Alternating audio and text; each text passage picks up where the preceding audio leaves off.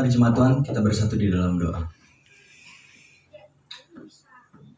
Terima kasih Tuhan Yesus, kami bersyukur kepada-Mu Tuhan pada pagi hari menjelang siang hari ini. Terima kasih untuk sukacita yang terus Kau limpahkan kepada kami semua anak-anak-Mu Tuhan, jemaat-jemaat-Mu dan semua yang bisa mengikuti ibadah ini melalui live streaming. Terima kasih untuk segala pertolongan Tuhan kepada kami.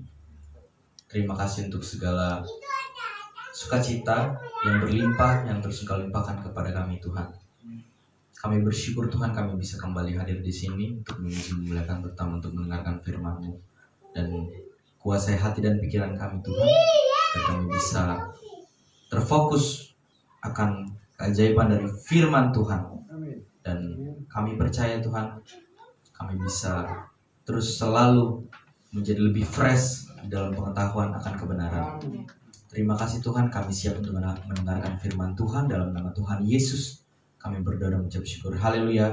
Amin. Amin. Jemaat dipersilakan duduk kembali. Shalom. Shalom. Sekali lagi shalom. Shalom. Selamat pagi Bapak Ibu semua yang hadir pada hari ini dan juga tentunya yang mengikuti ibadah ya, pemberitaan firman Tuhan pada pagi hari ini lewat live streaming kita.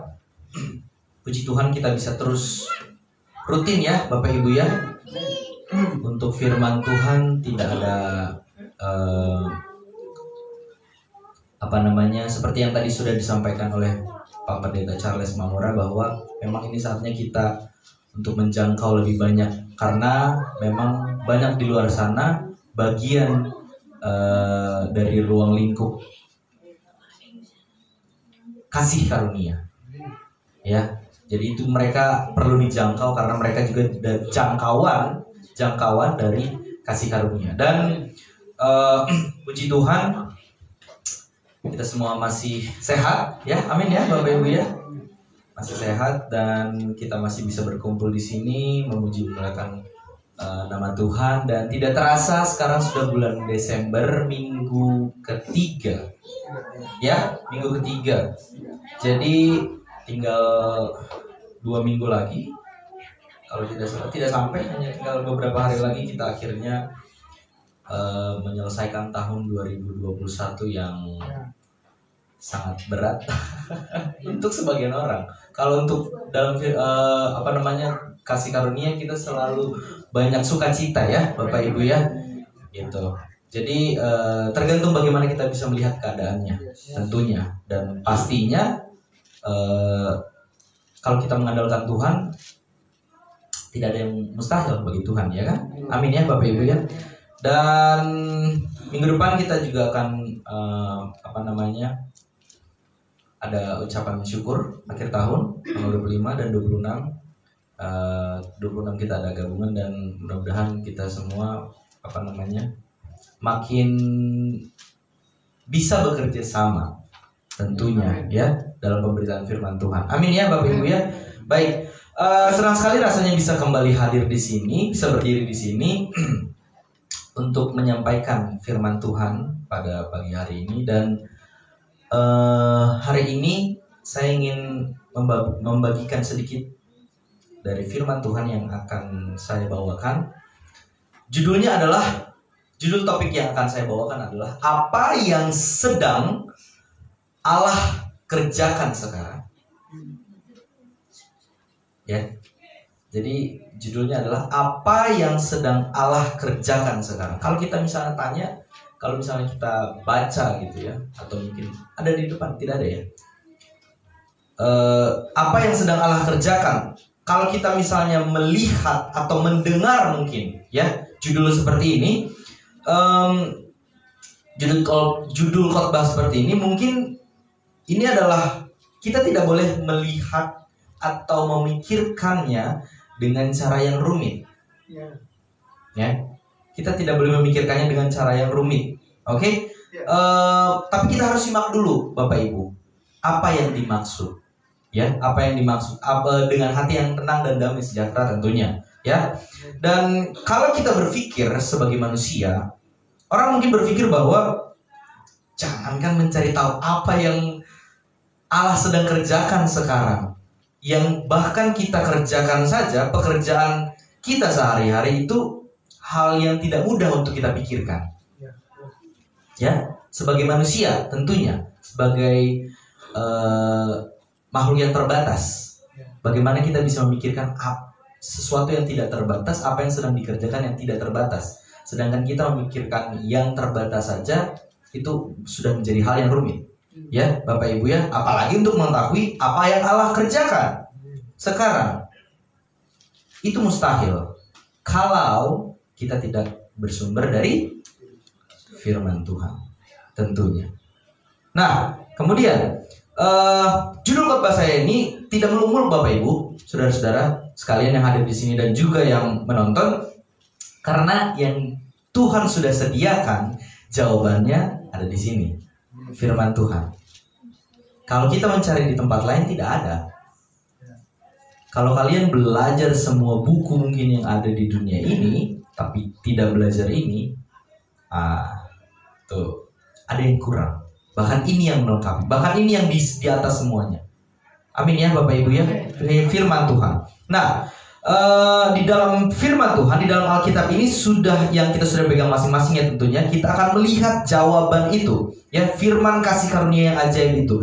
Dan oleh karena itu mari kita membuka Alkitab kita Bapak Ibu, untuk mengetahui dengan sangat jelas ya pekerjaan besar yang sedang Allah kerjakan. Ya, apa pekerjaan besar yang sedang Allah kerjakan saat ini? Ya, bagi keselamatan dan tentunya kesejahteraan umat manusia di dunia sekarang ini, ya. Sehingga akhirnya kita yang percaya kepadanya Bapak Ibu, orang-orang kudusnya Tuhan, khususnya kita semua dapat lebih fokus melakukan apa yang dikehendaki oleh Tuhan.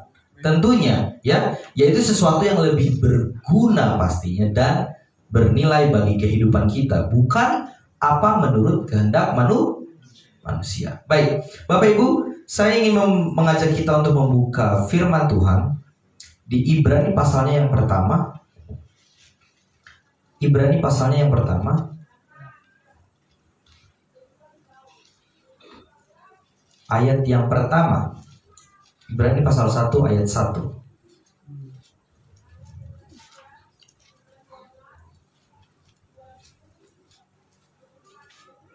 Seperti apa Allah bekerja dahulu.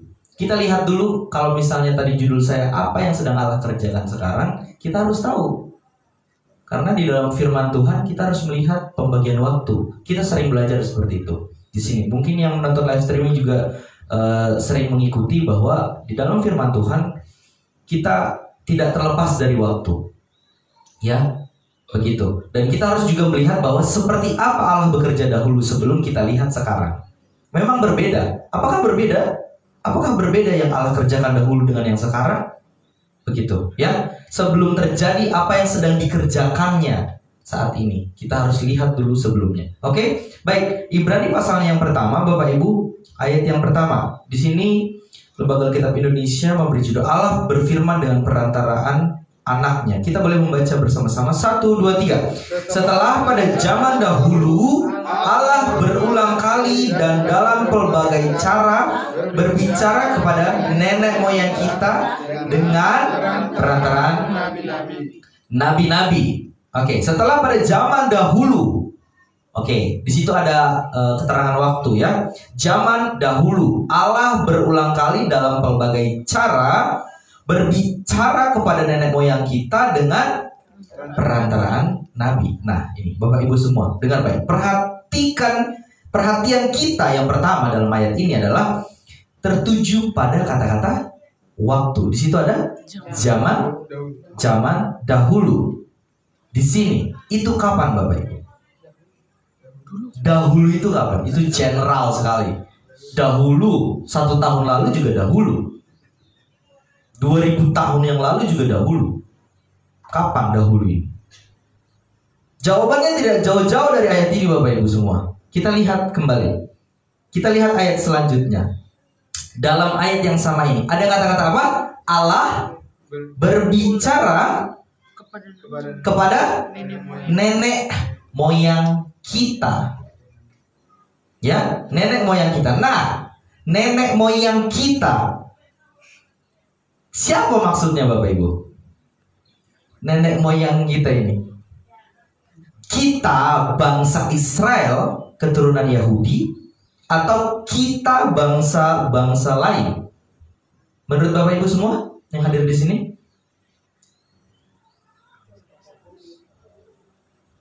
Kita orang-orang bersunat, ya, atau kita orang-orang tak bersunat, Bapak Ibu? Ini harus kita pahami jelas, ya, karena banyak konteks seperti ini tidak bisa kita ambil kitanya itu siapa. Kita itu bukan berarti ada dua, maksudnya ada dua keterangan. Kita yang mana? Karena di dalam firman Tuhan tentunya ada program waktu. Kita yang di sini, kalau misalnya kita berbicara tentang firman Tuhan, kamu, kita pernah belajar seperti itu ya. Kamunya ini siapa? Aku, ditujukannya firman Tuhan ini kepada siapa? Kita yang mana? Nenek moyang kita yang mana? Ya, sebelum kita jawab, mari kita lihat lagi kata-kata yang terus membimbing kita kepada pengertian jawaban pertanyaan yang dimaksud dengan zaman dahulu. Ya, selanjutnya, Bapak Ibu, kita lihat kembali di ayat yang masih di ayat yang pertama. Kita perhatikan di ayat firman Tuhan yang sama dikatakan masih di ayat 1. Selanjutnya dengan perantaraan nabi-nabi. Oke? Dengan perantaraan nabi-nabi. Nah, pertanyaannya, apakah pernah melalui nabi-nabi Tuhan berbicara kepada nenek moyang kita yang hadir di ruangan ini mungkin, dan yang ada di live streaming? Sekali lagi saya ulang bertanya, apakah pernah Bapak Ibu, coba kita pikirkan, apakah pernah ya melalui nabi-nabi Tuhan berbicara kepada nenek moyang yang kita hadir di sini, jemaat Tuhan yang ada di sini ataupun yang ada di live streaming? Kalau ada, boleh acung tangan biar didoakan di depan jemaat. Coba Bapak Ibu, coba ingat-ingat dulu. Mungkin ada yang skip. Oh, pernah. Kapan? Pernahkah? Ya, melalui perantara nabi-nabi berbicara kepada nenek moyang kita semua. Pasti kita punya nenek moyang ya. Seorang pelaut. Betul Ibu. Nenek moyangku seorang pelaut. Iya betul. Iya. Nah, untuk dalam hal ini ya kita harus cek dulu Bapak Ibu informasinya. Ataukah kita tanyakan kepada orang tua tentunya, kakek nenek mungkin, kakek nenek kita, buyut yang masih hidup tentunya. Apakah pernah Allah berbicara kepada nenek moyang kita ya dahulu melalui nabi-nabi? Karena di sini dikatakan bahwa Allah berbicara kepada nenek moyang kita dengan perantara nabi-nabi. Pertanyaannya adalah kitanya itu siapa? Ya. Kalau ada pun yang bilang yang pernah mengaku ya, tapi tanpa bukti ya, yang tertulis pastinya harus bukti yang tertulis, berarti itu nabi-nabi palsu. Mungkin kita pernah mendengar banyak sekali pemberitaan seperti itu. Wah, di sana ada nabi, akhirnya yang ibaratnya, oh saya diilhamkan untuk menjadi perpanjangan tangan Tuhan, gitu. Hadir di sini banyak sekali peristiwa-peristiwa seperti itu yang mengaku tentunya ya, kita semua pasti pernah tahu. Nah, ataukah yang dimaksud di sini di dalam firman Tuhan ini adalah Allah zaman dahulu berbicara kepada nenek moyang bangsa Israel, yaitu kepada 12 suku Israel di zaman Perjanjian Lama. Kita harus ketahui. Jadi jelas sekali Bapak Ibu, yang benar adalah Allah berbicara kepada nenek moyang bangsa Israel. Kita yang dimaksud adalah Israel.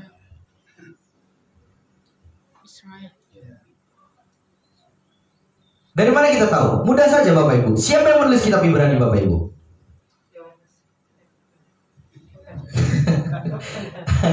Siapa yang menulis kitab Ibrani dan kepada siapa itu ditulis?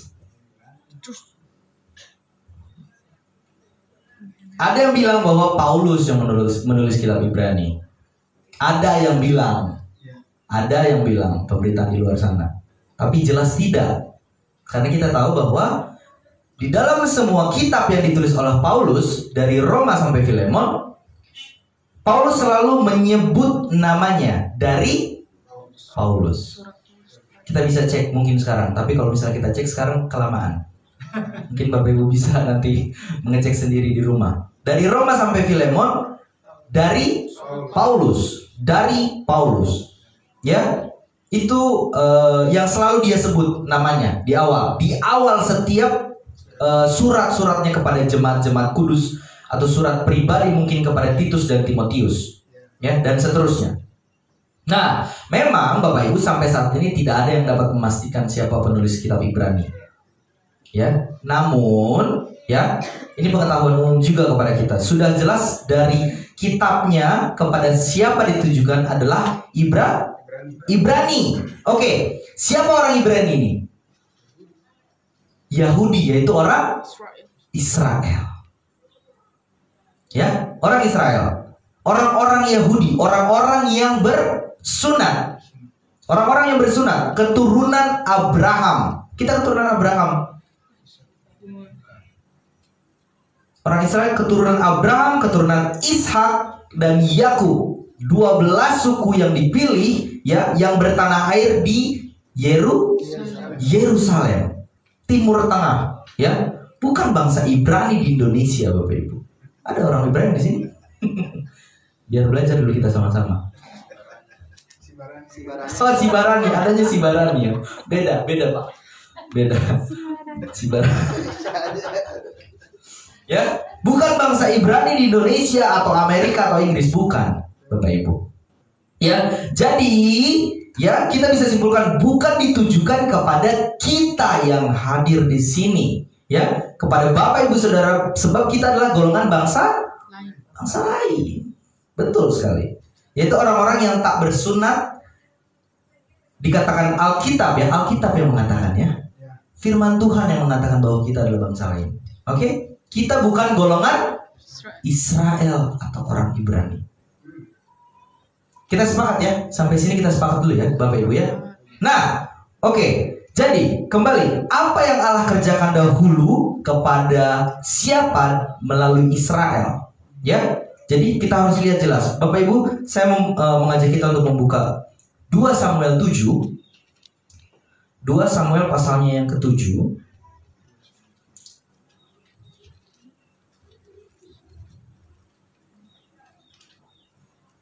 Boleh mungkin satu orang membacakan untuk kita, atau secara bergantian saja, karena kita akan membaca dari ayatnya yang ke-20 sampai dengan ayatnya yang ke-29. Ya, 2 Samuel pasalnya yang ke-7. 2 Samuel pasalnya yang ke-7 ayat 20 sampai dengan 29.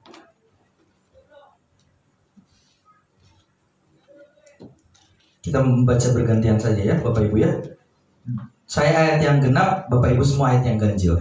Oke, 1, 2, 3. Apakah yang dapat dikatakan Daud kepadamu lebih lagi daripada itu? Bukankah engkau yang mengenal hambamu ini, ya Tuhan Allah?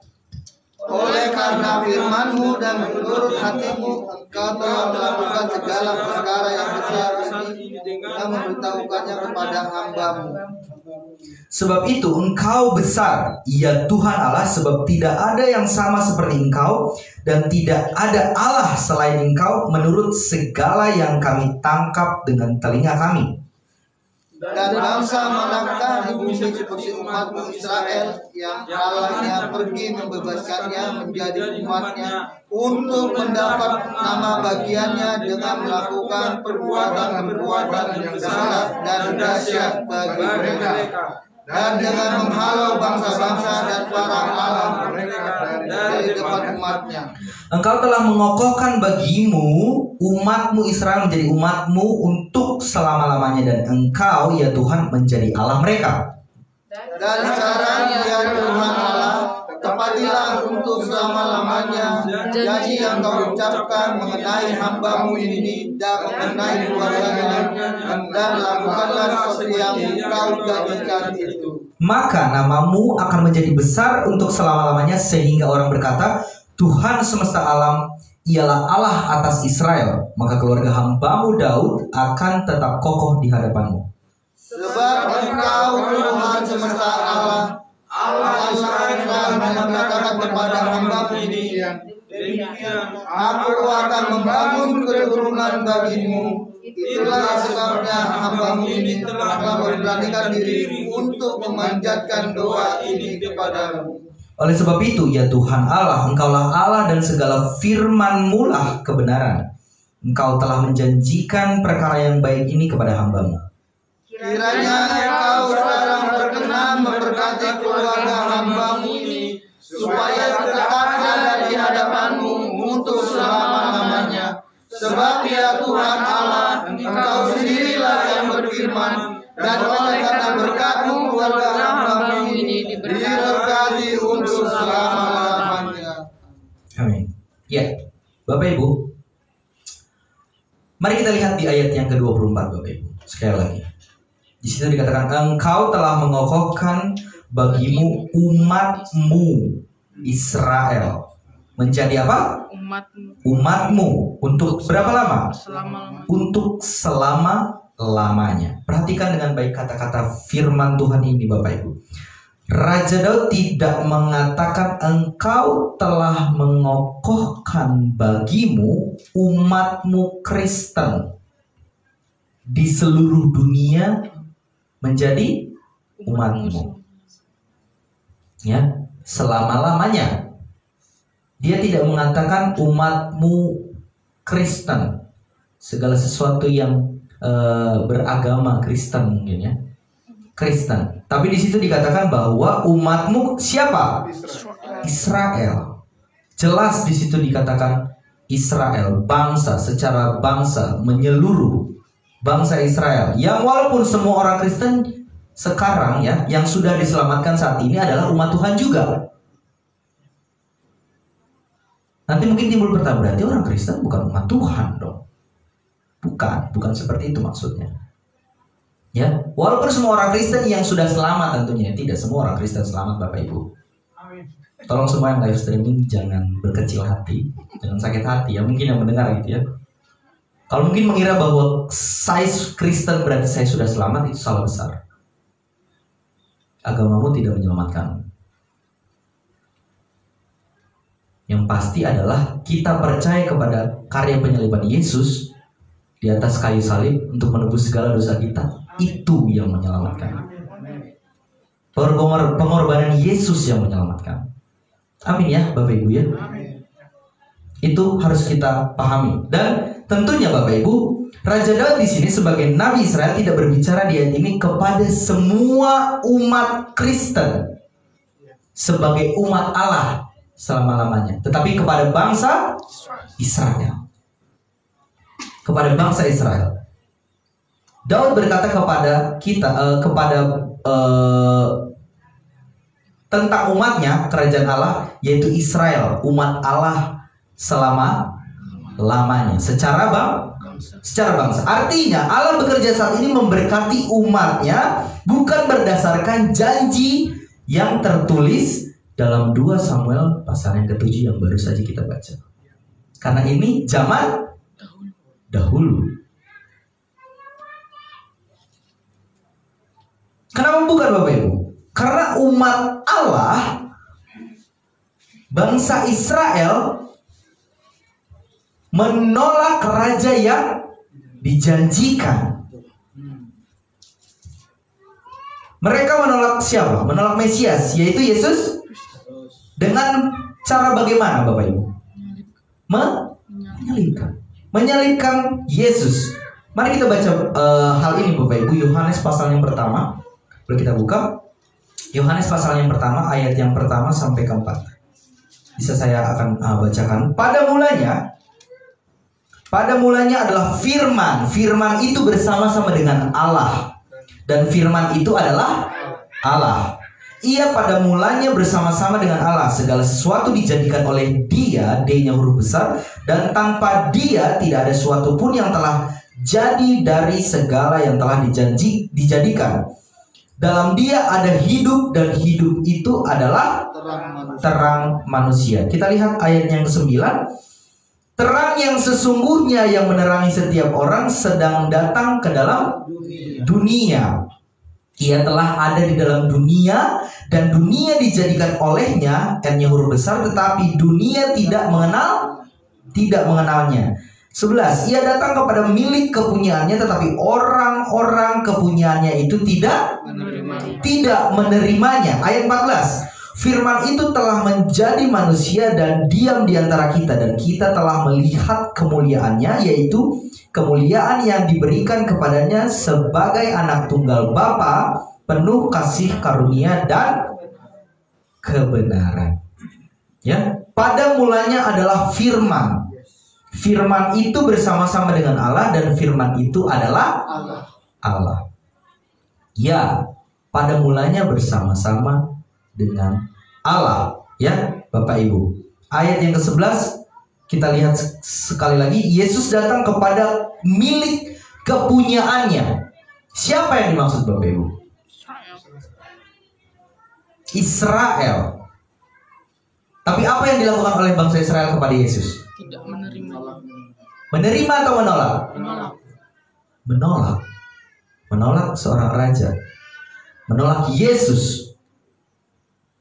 Ya, maka Allah tidak bekerja memberkati umat manusia di dunia saat ini melalui umat kepunyaannya.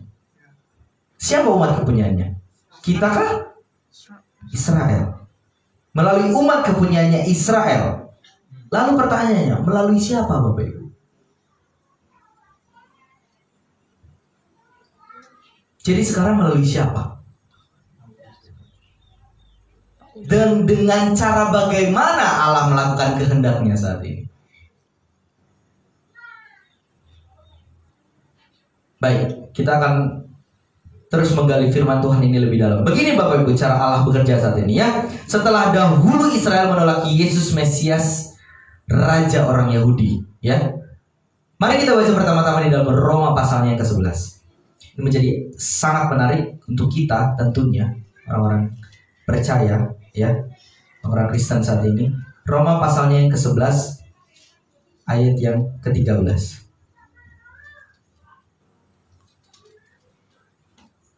Kita akan membaca bersama-sama. 1, 2, 3. Aku berkata kepada kamu, hai bangsa-bangsa bukan Yahudi, justru karena aku adalah rasul untuk bangsa-bangsa bukan Yahudi, aku menganggap kemuliaan pelayanan. Baik, kita breakdown. Kita lihat di situ ada kepada kamu, hai bangsa-bangsa bukan Yahudi. Kemudian aku adalah, siapa yang mengatakan ini, Bapak Ibu? Paulus. Aku adalah rasul untuk orang Israel. Bangsa bukan Yahudi. Ya, apa yang kita ketahui dari ayat firman Tuhan itu tentang kita dari golongan bangsa-bangsa bukan Yahudi. Yang sangat penting Bapak Ibu, kita ketahui adalah bahwa Allah, Tuhan Yesus Kristus, ya, bekerja saat ini melalui Rasul Paulus sebagai rasul bangsa-bangsa lain. Ya, yang kita tahu bahwa Allah bekerja dahulu melalui 12 rasul kepada bangsa Israel. Untuk kita bangsa lain, Allah bekerja melalui Rasul Paulus. Kalau dulu kepada bangsa Israel, Allah bekerja melalui 12 rasul. Itu sebabnya Allah mempunyai murid, dipilihnya secara langsung. Ya. Nah, bagaimana cara Allah bekerja saat ini melalui pemberitaan Rasul Paulus? Bagaimana caranya? Kita harus mengetahui betul bagaimana Allah bekerja saat ini. Karena itu yang harus kita ketahui dan kita pahami sebagai orang-orang yang sudah percaya tentunya. Kita akan melihat Efesus pasalnya yang kedua ayat yang pertama.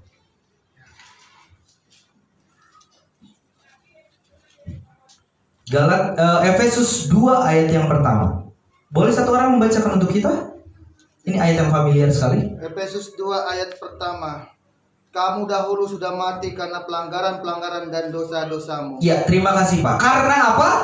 Pelanggaran-pelanggaran dan dosa-dosamu. Oke, Bapak Ibu, saudara-saudara semua yang hadir di sini. Ketika Rasul Paulus ingin menjelaskan tentang posisi kita, ya, bangsa-bangsa lain yang dahulu. Berarti posisi kita pada yang dahulu, ya, Paulus memfokuskan kepada pelanggaran, kepada masalah dosa-dosa dan pelanggaran-pelanggaran yang kita perbuat. Ini berbeda dengan bangsa Israel, Bapak Ibu. Karena berbicara tentang masa lalu, ya, masa lalu bangsa Israel, ya, yang selalu dikaitkan dengan perjanjian Allah dengan nenek moyang, betul. Nenek moyang mereka.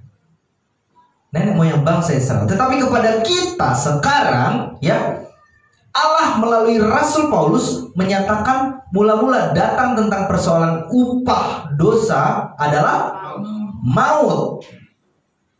Itu keadaan kita kapan? Dulu. Upah dosa adalah maut. Keadaan kita dulu mati secara rohani. Mati secara rohani. Tentu hal ini kita ketahui karena dosa satu orang. Siapa itu, Bapak Ibu? Adam. Dosa asal Adam. Nah, yang menarik Bapak Ibu, kenapa Rasul Paulus tidak mengaitkan posisi kita dengan perjanjian-perjanjian Allah yang dahulu? Mengapa? Paulus adalah rasul. Apakah berbeda? Jelas sekali Bapak Ibu, ya, jelas sekali, sangat jelas sekali itu karena kita tidak mendapat bagian dalam perjanjian-perjanjian Allah. Ada di sini yang mendapat bagian dalam perjanjian-perjanjian Allah dengan bangsa Israel. Limpahkanlah segala berkat Abraham, berkat Ishak, berkat Yakub. Semua berkatnya mau diminta. Minta yang menjadi bagianmu. Kamu minta pun kamu tidak akan dapat. Gitu. Ya, Bapak Ibu, ya. Bagaimana kita tahu hal itu, Bapak Ibu? Kita baca selanjutnya, Bapak Ibu. Apa yang Paulus katakan di ayat 11, Bapak Ibu? Masih pada Efesus pasalnya yang kedua. Karena itu, ingatlah bahwa kapan? Dahulu kamu sebagai orang-orang bukan Yahudi menurut apa? Menurut daging, yang disebut orang-orang tak bersunat oleh mereka yang menamakan dirinya sunat, yaitu sunat apa? Sunat lahiriah yang dikerjakan oleh tangan manusia. Kemudian ayatnya yang ke-12, bahwa waktu itu apa? Kamu tanpa Kristus. Oke, selanjutnya apa lagi? Tidak termasuk kewargaan Israel dan tidak mendapat bagian dalam ketentuan-ketentuan yang dijanjikan. Apalagi Bapak Ibu? Tanpa pengharapan dan apa? Tanpa Allah di dalam bumi. Lengkap ya? Lengkap ya? Ini bukan hopeless lagi nih Bapak Ibu. Kalau ada hal-hal seperti ini yang ditujukan kepada kita, sudah, kalau misalnya kita lihat ya, di situ tadi di ayat yang 12, di ayatnya ayat yang ke-12 di situ dikatakan bahwa 11 waktu itu 12 waktu itu kamu tanpa Kristus. sudah tanpa Kristus, tidak termasuk keluarga Israel yang adalah bangsa pilihan Allah sendiri, tidak kemudian apa? Tidak mendapat bagian yang dijanjikan, tanpa pengharapan, kemudian apa? Tanpa Allah. Itu yang terakhir sih yang lebih menyakitkan, tanpa Allah. Karena Allah adalah segalanya. Mungkin yang lain tidak dapat itu tidak apa-apa, tapi kalau sudah tanpa Allah itu sudah, kalau di dalam permainan catur, checkmate. Itu udah binasa. Karena upah dosa adalah mau. Itu adalah posisi kita kapan? Dulu. Karena di situ dikatakan bahwa waktu itu. Di sini kita lihat latar belakang posisi diri kita, ya, yang dahulu ada 5 tanpa di situ. Tanpa Kristus, tanpa keluarga Israel, ya, tanpa perjanjian, tanpa pengharapan, dan tanpa Allah. Kita tidak termasuk. Jadi Allah tidak dapat langsung bekerja melalui penyelamatan, melalui perjanjian-perjanjiannya kepada kita, golongan-golongan bangsa-bangsa bukan Yahudi sejak dahulu. Kenapa? Rasul Paulus berkata tadi, kamu bangsa-bangsa bukan Yahudi, tidak mendapat bagian dalam perjanjian.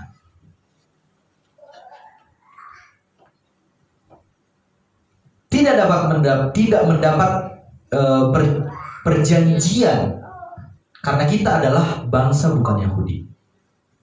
Tidak mendapat bagian, tidak turut ikut serta dalam perjanjian-perjanjian Allah. Lalu, Bapak Ibu, kita dapat bagian dalam hal apa kalau gitu? Kita sebagai orang-orang kudus Tuhan yang hidup di zaman kasih karunia sekarang mendapat bagian dalam hal apa? Allah bekerja memberkati umat manusia saat ini dengan apa? Dan melalui apa?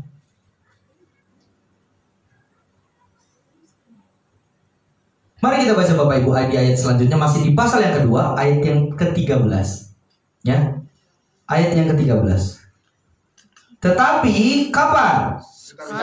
Sekarang.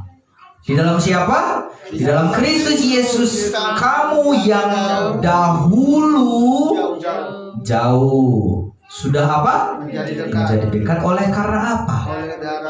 Oleh karena darah Kristus. Tetapi sekarang di dalam Kristus Yesus, kamu yang dahulu jauh sudah menjadi dekat oleh darah Kristus. Yang semula jauh sudah menjadi dekat oleh darah Kristus. Jadi bagaimana cara Allah bekerja membawa jiwa-jiwa yang terberkati saat ini Bapak Ibu? Bagaimana sekarang orang-orang yang jauh dari Tuhan bisa menjadi dekat dengan Tuhan saat ini? Bagaimana kuasa Allah bekerja di dalam diri manusia sehingga memperoleh keselamatan hidup kekal masuk surga saat ini. Paulus mengatakan, dan kita semua sudah mengetahuinya, dengan kuasa penumpahan darah suci Yesus Kristus di Bukit Golgota. Dengan pemberitaan salib Kristus, ya Bapak Ibu semua, dengan darah suci Yesus Kristus dan bukan dengan perbuatan. Dengan mengkhotbahkan dan mengajarkan kematian dan kebangkitan Yesus Kristus yang telah lunas membayar berapa dosa? Segala dosa. Segala dosa. Dan setiap orang yang percaya pasti atau mudah-mudahan pasti masuk surga. Semua yang kita hadir di sini pasti masuk surga. Amin. Bagaimana dengan semua penonton yang menonton live streaming pada hari ini? Pasti masuk surga. Yang percaya, ya, untuk selama-lamanya. Pasti masuk surga sekali untuk selamanya. Itulah cara Tuhan bekerja memberkati hidup manusia saat ini, Bapak Ibu semua yang ada di sini. Sebab karena kasih karunia kamu diselamatkan oleh apa? Iman dan perbuatan. Melalui iman.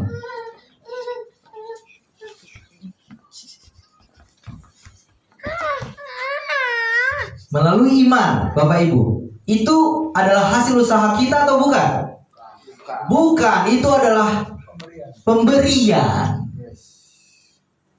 Itu adalah pemberian Allah secara cuma-cuma. Itu bukan hasil pekerjaanmu. Patutkah kita memegahkan diri? Tidak. Tidak ada andil kita di situ. Jangan ada orang yang memegahkan diri.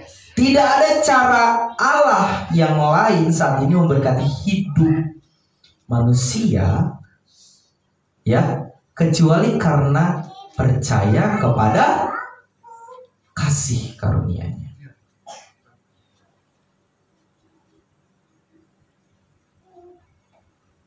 Dari mana kita tahu hal itu, Bapak Ibu? Kita baca Efesus pasal yang pertama ayat yang ke-13.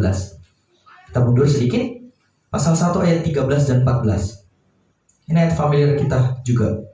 Mungkin bisa menjadi ayat favorit Bapak Ibu semua. 13, di dalam Dia kamu juga, karena kamu telah mendengar firman kebenaran, yaitu apa? Injil keselamatanmu. Di dalam siapa? Di dalam Dia kamu juga. Ketika kapan? Ketika kamu percaya dimeteraikan dengan Roh Kudus yang dijanjikannya itu. 14. Dan Roh Kudus itu adalah jaminan bagian kita sampai kita memperoleh seluruhnya, yaitu apa? Penebusan yang menjadikan kita milik Allah untuk memuji kemuliaan-Nya. Amin, Bapak Ibu. Dan ya, situ dikatakan tadi ayat 14, sekali lagi Roh Kudus itu adalah jaminan bagian kita memperoleh seluruhnya. Jadi Bapak Ibu semua, bisakah Bapak Ibu Saudara melihat kuasa Allah yang dahsyat, luar biasa, bekerja melalui Roh Kudus yang dinyatakan melalui firman Tuhan ini, Bapak Ibu? Adakah jaminannya, Bapak Ibu? Ada. Siapa yang mengatakan ini, Bapak Ibu? Tuhan sendiri. Ada jaminannya. Ada. Ya, Bapak Ibu, tidak ada cara lain. Jawabannya karena hanya dengan kasih karunia. Hanya karena kasih karunia satu-satunya Allah bekerja saat ini memberkati hidup manusia. Ya, tidak ada jaminan lain lagi yang bisa kita pilih untuk memperoleh seluruh berkat Tuhan di dalam Kristus Yesus selain daripada kebenaran Injil kasih karunia saat ini. Tidak ada lagi. Tidak ada lagi jaminan yang lain lagi yang bisa kita pilih. Karena Allah sudah menjanjikan Roh Kudus menjadi jaminan bagian kita sampai kita memperoleh seluruh. Amin ya Bapak Ibu ya. Luar biasa sekali Bapak Ibu. Injil kebenaran Tuhan ini. Kita patut bersyukur akan hal itu. Kita patut bersuka cita akan hal itu. Kita yang percaya. Kita yang percaya tentunya masih banyak di luar sana yang belum percaya. Itu adalah tugas kita juga. Amin ya Bapak Ibu. Baik, jadi kita sampai pada kesimpulan kita pada siang hari ini. Jadi apa yang dapat kita simpulkan dari penjelasan firman Tuhan ini Bapak Ibu? Jangan pakai caramu sendiri. Jangan pakai caramu sendiri. Pakailah cara Tuhan. Pakailah cara Tuhan. Percaya dan hiduplah oleh kasih karunia Tuhan. Karena apa? Itu sudah cukup bagimu. Kasih karunia Tuhan sudah cukup bagi kita. Sudah cukup bagi kita semua orang yang percaya pada di zaman kasih karunia. Jangan berharap kepada apa Allah yang tidak kerjakan saat ini. Ya, saya katakan sekali lagi bahwa jangan berharap kepada apa yang Allah tidak kerjakan saat ini. Karena di luar sana masih banyak orang yang berharap kepada Allah, tapi bukan program Allah saat ini yang dikerjakan. Berharap kepada program yang lain.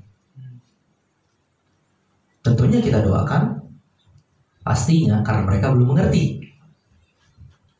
Ya, karena kalau kita berharap apa yang Allah tidak kerjakan saat ini, kamu pasti rugi besar. Satu, sia-sia kamu rugi besar.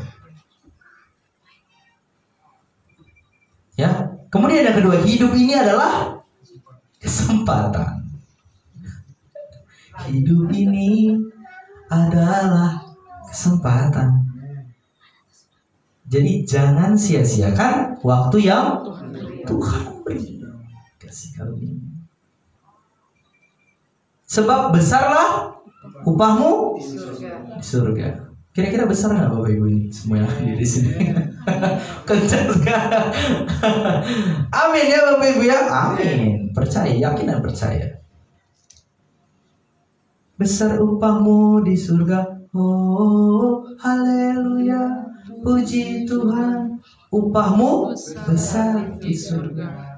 Percaya upah kita besar di surga. Amin. Amin Bapak Ibu ya. Dan tentunya pertanyaannya, maukah Bapak Ibu hidup dengan cara Tuhan? Amin. Amin. Yes. Amin. Kita berdoa.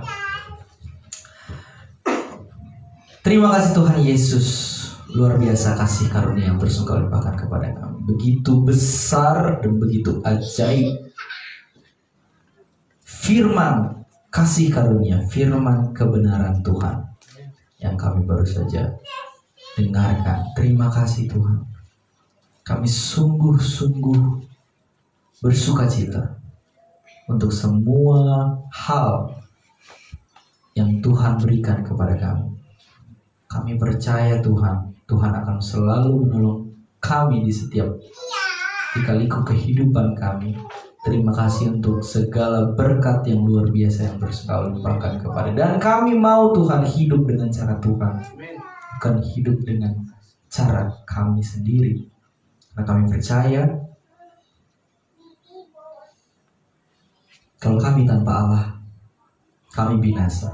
Tapi kami percaya sebagai orang-orang yang sudah percaya bahwa Allah selalu menjaga kami. Terima kasih Tuhan. Terima kasih Yesus. Kami bersyukur untuk pemberitaan firman Tuhan pada hari ini. Terima kasih untuk jemaat yang sudah mendengarkan, baik yang hadir di sini di gerejamu maupun yang menonton live streaming. Kami bersyukur untuk segala sesuatu yang terus Engkau limpahkan kepada kami, dan kami akan melanjutkan ibadah kami. Dalam nama Tuhan Yesus kami berdoa dan mengucap syukur kepada Bapa di surga. Haleluya. Amin. Shalom. Shalom.